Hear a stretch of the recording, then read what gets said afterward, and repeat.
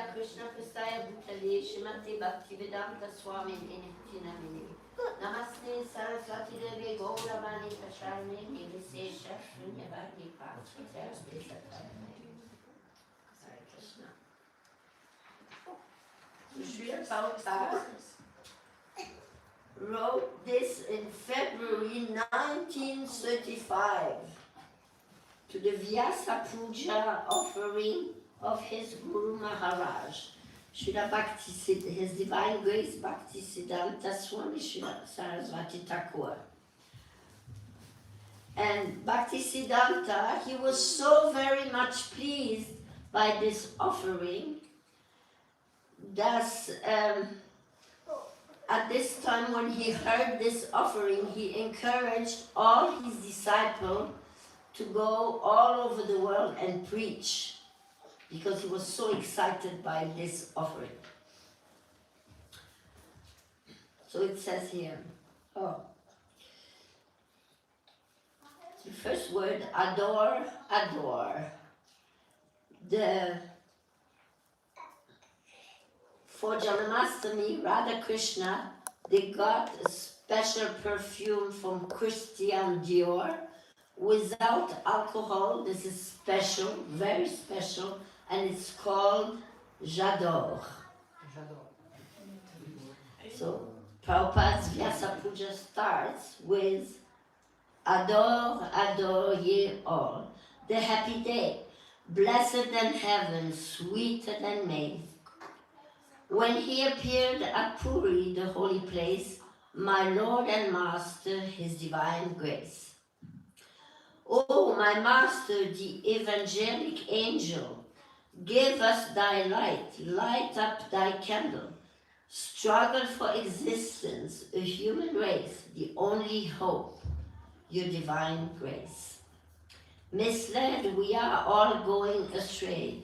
Save us, Lord, our fervent pray. Wander thy way, to turn our face, adore thy feet, your divine grace. Actually, maybe even Ananteshwara can read this better than me, because I'm not so well versed in English. Mother, we want to hear from you. Yeah. Okay, as I read this, and if somebody doesn't understand, you will have to read it to them again. Okay.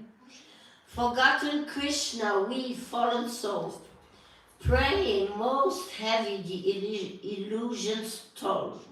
Darkness around all and trace, the only hope, his divine grace.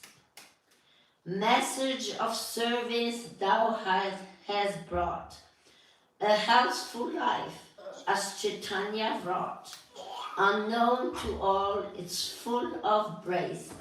That's your gift, your divine grace. Absolute is sentient, thou hast proved. Impersonal calamity, thou hast moved. This gives us a life anew and fresh. Worship thy feet, your divine grace. Had you not come, who had told the message of Krishna, forceful and bold? That's your right, you have the mace. Save me, a fallen, your divine grace. The line of service, as drawn by you, is pleasing and healthy like morning dew. The oldest of all, but a new dress, miracle dawn, your divine grace. So actually, Srila Prabhupada taught all his philosophy in this verse. So now I try to read. This is in English also. Dear Srila Prabhupada, all glories to your appearance. I am falling at your lotus feet on this very special day with massive feelings of separation. Anybody wants to translate? No? Sudhir. Ja. Dear Srila Prabhupada, an diesem besonderen Tag gebe ich dir meine Ehrerbietung. mit großen Gefühlen der Trennung. What exactly happened that particular year, now a long time ago? That's a story from the past. I was just a new devotee of 2 or 3 years. I had just begun to understand your essential importance. I had just ended the long spiritual search of my life at your lotus feet. So, Deutsch, verstehst du, wenn ich das auf Deutsch sage? Ja, nein. Aber weißt du, was du machen kannst? Du kannst das fotografieren und in Russisch übersetzen. Ja? Okay? Okay? So, ich mache weiter. Englisch, okay. Englisch, okay. Englisch, okay. Englisch, okay. Maria, okay. Everyone, okay. So. I remember, so this is a story a long time ago I'm telling to Prabhupada. I remember sitting at a table in the dining room of Schloss Rettershof, looking out into the garden. Schloss Rettershof is the temple we used to have in the past. The sun was shining between very dark clouds, and the lightning was dazzling through it, and the green grass was very green. The very slim papal tree, this is very thin papal tree, were bending very deep all the way to the ground. Somewhere in the back, no, at this time, excuse me, the papal tree was standing very straight towards the sky. In the background, we could hear voices chanting Hare Krishna very softly. All of a sudden, the sun disappeared behind the black, thick clouds. An unexpected wind blow came, coming so near for only a few seconds that all the tables and the chairs that were in the garden were falling down. They were rolling across the lawn, and the slim papal tree were bending all the way to the ground. The windows of glass, they were trembling, almost to burst.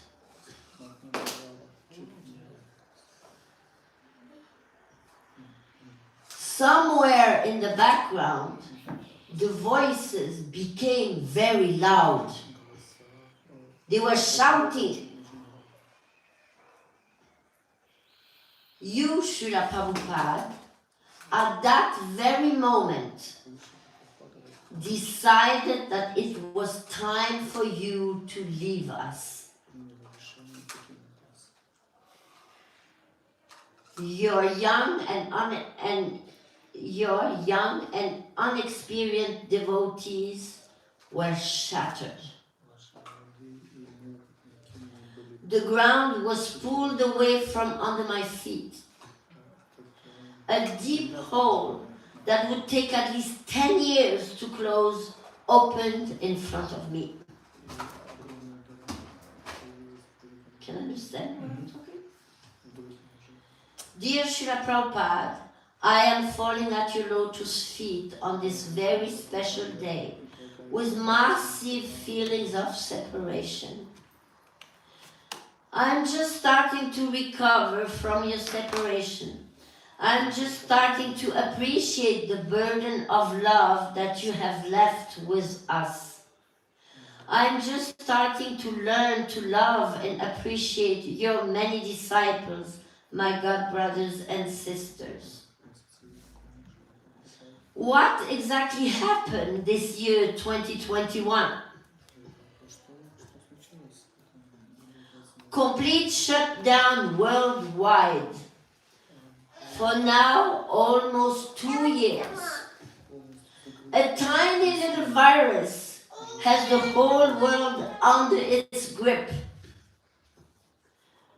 Industrial activities slow down while people are at the brink of suffocation. So painful, experiencing the loss of so many loved and dear ones. What am I talking about? COVID. Yeah. So many people, they're dying off. And why so many people are dying off? Nature is experiencing relief. A long needed relief. The skies and the waters are clear from all pollution, just to be polluted again within days at the end of the lockdown. Did you experience this? I saw it with my own eyes. The waters clear everywhere, the sky, no smoke in the cities, everything. In a few, there's so much that civilization is creating so many problems for the environment. And within a short time of the lockdown, nature already recuperated. Is breathing up, stopping all these cars, all this industry, all these things. And then for 2 years it was quiet. The nature started recuperating. And from the day the lockdown stopped, immediately again, water was polluted, the air was polluted, everything. God is perfect and complete, and all his parts and parcels are perfect and complete. It is presumptuous to think we need to improve his creation. There is nothing for us to fix. Not even a blade of grass moves without God's consent. We can only beg him to please remember us and to forgive us and relieve us from the reaction to our ravaging exploitation. This is his ultimate warning to this so-called advanced civilization. We all think we are so advanced, but we are actually not advanced at all.